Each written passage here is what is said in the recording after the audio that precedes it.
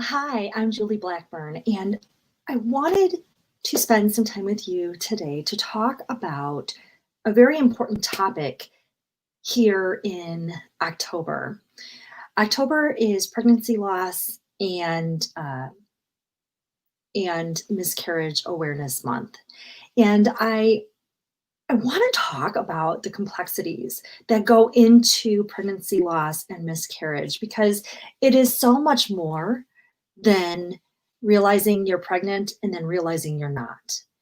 I think so many times it's so commonplace that we hear of someone having a miscarriage or experiencing pregnancy loss that we don't, if we haven't gone through it, we don't understand the depth of what this means. So I'm going to tell you at this point just a couple housekeeping things. If this is a type of discussion that you really value, I want to encourage you to like this and to subscribe because at this point, this is the type of information that I provide, and I really enjoy providing for you. It's food for thought, right? Sometimes it connects, sometimes it helps to know that you're not alone in in the thoughts that you have or the experiences you have. And sometimes it's needing more information or something that isn't snarky or just silly, and maybe you're having that place where you want a little bit more connection or more validation of your personal experience. So this is something that either you can pass on to people or share with people. But if this is something that you like and you want more information like this, please do hit like and do subscribe because it lets me know that this is more of what it is that you are wanting. So I'm happy to create this type of information for you. So let's get into some information. A lot of times people don't understand, like I said before, those complexities that go into pregnancy loss and miscarriage. Now, 15 to 20% of pregnancies will not result in a live birth. Think about that for a minute. 15 to 20% of pregnancies will not result in a live birth. And I've got to tell you, I think that that number probably is low, given the fact that not everybody even realizes that they're pregnant before they actually lose the pregnancy. So some people might think, oh, my period is late or something's kind of wonky with me right now. Not maybe even being aware of their cycle. And then they have a really tough period. And they don't actually make that connection that maybe they did actually have a miscarriage. This is really kind of important to point out. I mean, really, the human body, us humans, we are not all that great at creating. We're not, what's the word? Efficient. We are not very efficient with having babies, at adding to our species, because there's so many elements that go into achieving pregnancy, maintaining pregnancy, and then our little itty bitties that when we birth need to be carried and cared for so long. So as a species, we're not quite efficient, I would say. But let's talk about this a little bit because there's lots of considerations that really needs to be addressed. So the first issue I want to bring up to you is the concept of disenfranchised grief. This is the very basics of this. This is when people in a woman's life, in a couple's life, in a family's life, and in society in general may not recognize their grief for their loss. This is very isolating when that loss is ignored or minimized. Think about that. You've had a loss in your life, and people around you look at you like nothing has happened or changed in your life, and that's so not true. Your loss may be very profound. There's also an anticipatory grief when a woman knows she's pregnant and experiences a miscarriage or a pregnancy loss. There's many times when a woman will go to an ultrasound and find out that there's no heartbeat after they've been connecting with this baby for a while. Think about that. You're laying in a doctor's office with an ultrasound tech who is trying to find the heartbeat of your baby. And then they can't find it. Wow.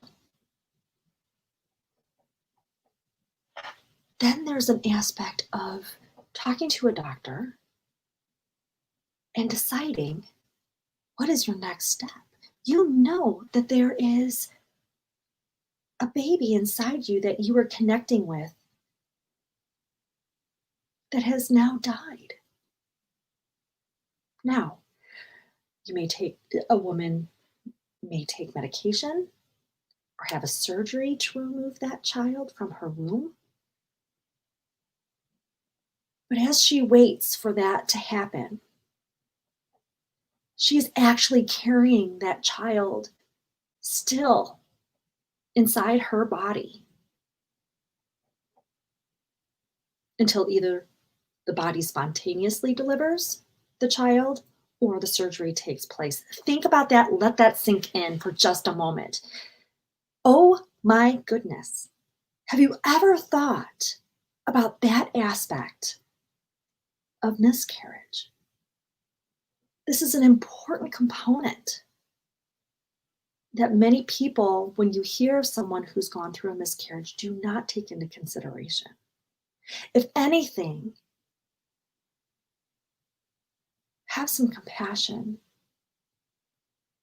for what these people go through. Perinatal issues tend to be overlooked when there's a pregnancy loss.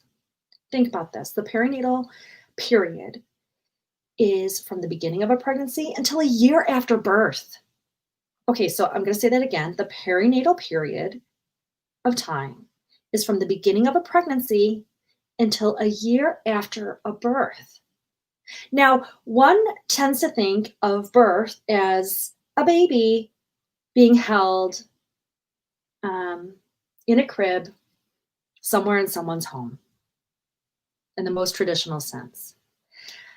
However, in the case of a miscarriage or pregnancy loss, this baby, this couple, this woman, this man brings home an angel. And so there's no difference. A labor did occur. A delivery did occur. It just was not of a child that was living. There are hormonal issues, there are body changes. There are feelings about pregnancy in a general sense that are now complicated. That innocence is lost of your past dreams of having a child. Maybe at a specific point of life, there's that loss of achieving pregnancy is the only milestone that needs to occur in having a baby. There's also this idea that,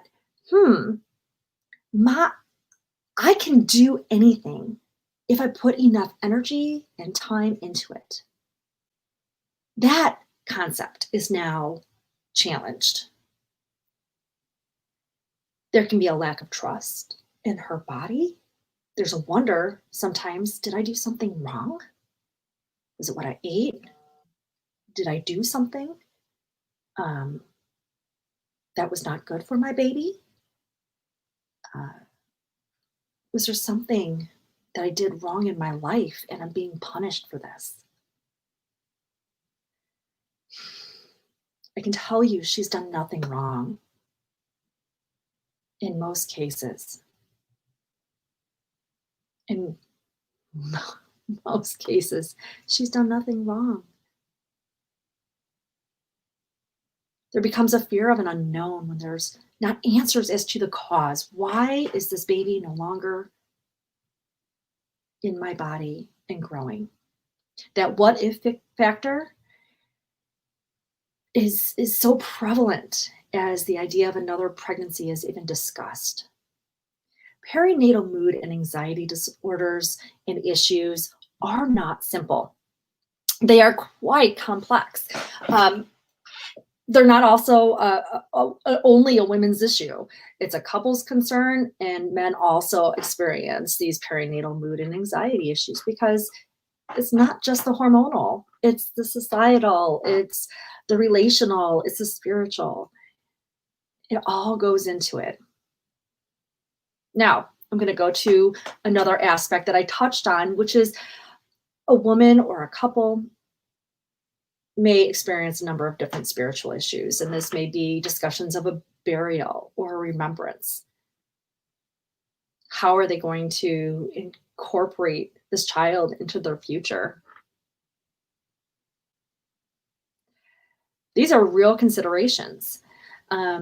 If it's a situation where the pregnancy has gone on for quite some time, these are things that are generally discussed. But depending on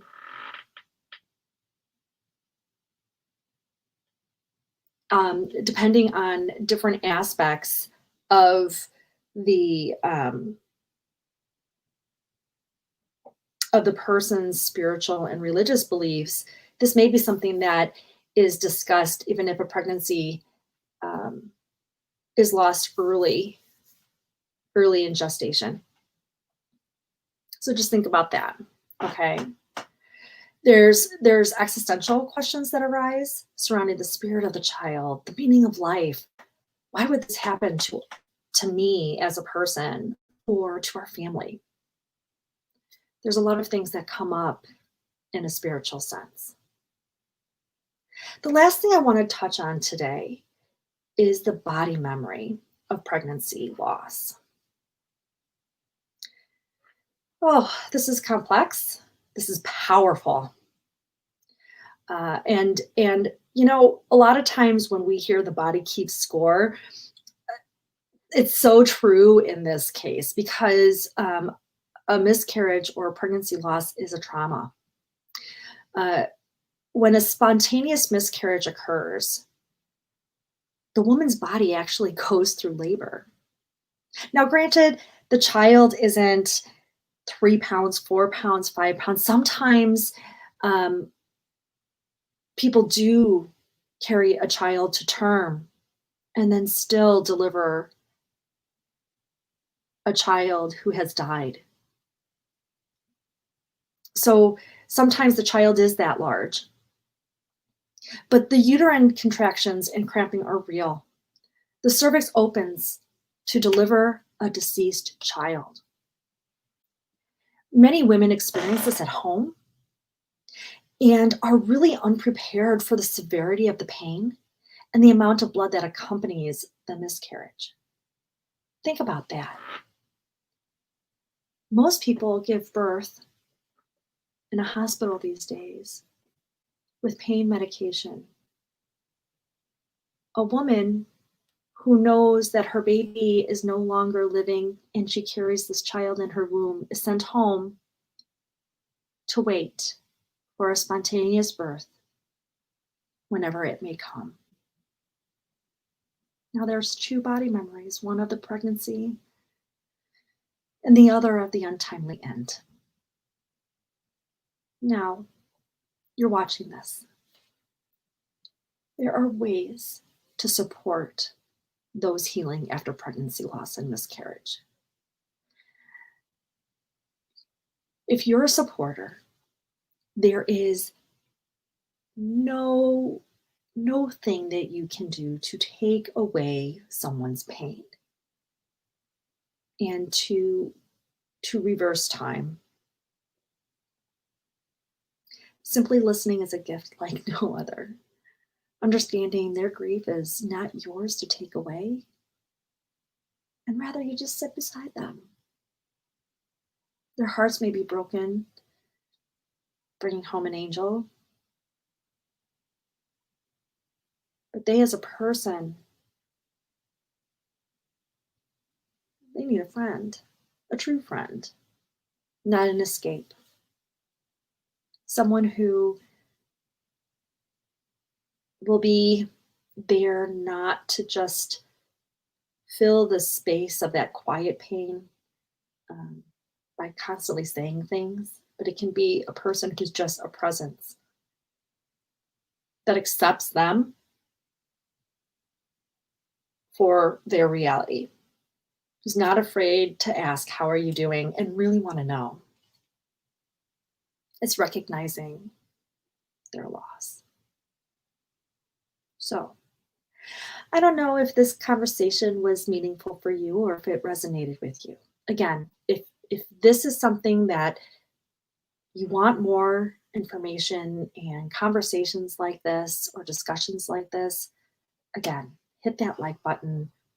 Please subscribe and follow so that as I release new information and provide new information out there regarding different types of loss and grief, that you can get that information. Sometimes there's tools that you can use. Sometimes there's, thoughtfulness that you can go forward with. Sometimes it's information like this where it just has you pause and think about some of these things in a new light. Well, I'm Julie Blackburn, and I am your friend in grief, and I will see you soon. Bye-bye.